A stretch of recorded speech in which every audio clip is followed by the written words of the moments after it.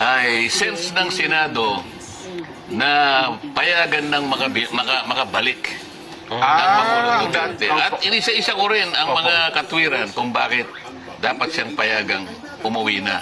Hindi yung house arrest, hindi, pauwiin mo siya dito sa ating bansa.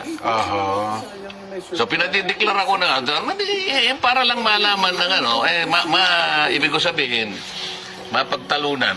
Bakit ko ginawa yun? Sa Lunes, siguradong may papile yun.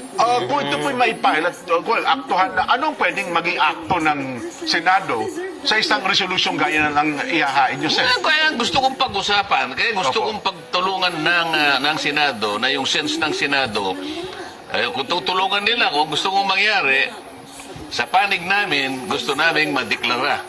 Opo. Ako, sa panig ko, gusto kong madeklara na illegal, unconstitutional, ang pagkakaroon. Di pagtalunan